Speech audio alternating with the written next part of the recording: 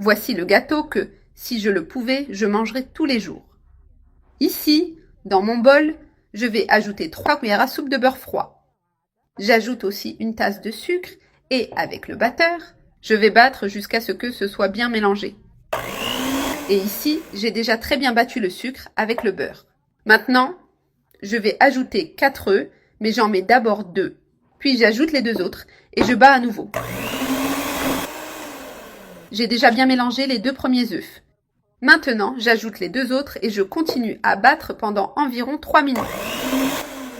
C'est prêt, j'ai bien battu tous les œufs et la pâte est légère et aérée. Je mets quelques gouttes d'extrait de vanille et j'ajoute 3 tasses de farine de blé. Maintenant, à l'aide d'un fouet manuel, je mélange bien la pâte. Et j'ajoute ensuite 200 ml de lait.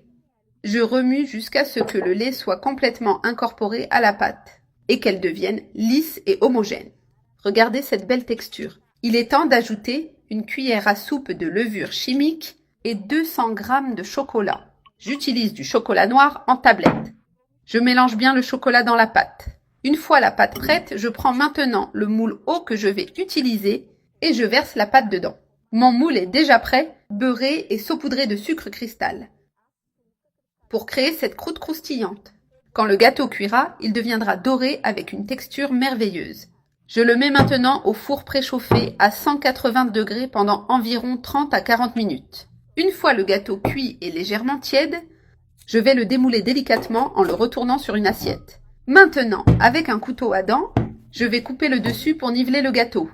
J'enlève cette partie pour obtenir une surface plate et uniforme.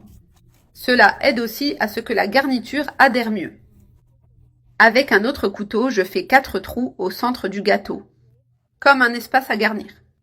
Il n'est pas nécessaire de couper très profondément, il suffit de créer des cavités moyennes pour placer la garniture. Voilà, j'ai fait les entailles et le gâteau est prêt. Maintenant, j'ai du chocolat au lait fondu et je vais remplir ces trous avec, en les remplissant bien. Si vous voulez, vous pouvez imbiber le gâteau avec un sirop avant pour le rendre encore plus moelleux et savoureux. Par-dessus tout, j'étale une généreuse couche de ganache au chocolat.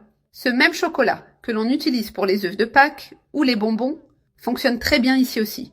Je l'étale soigneusement pour couvrir tout le gâteau de manière uniforme, sans laisser d'espace. Je le mets maintenant au réfrigérateur pour que ce chocolat durcisse et forme une croûte ferme et brillante. Une fois le gâteau bien froid et ferme, je le sors du réfrigérateur et je peux déjà couper une tranche. Regardez ce magnifique gâteau. La croûte est croustillante et la garniture bien crémeuse à l'intérieur. Ce chocolat de couverture se casse légèrement en coupant, montrant qu'il est bien ferme. Il ne reste plus qu'à servir cette tranche de gâteau garni, super crémeux à l'intérieur et avec une croûte croustillante à l'extérieur. Regardez ce spectacle de gâteau.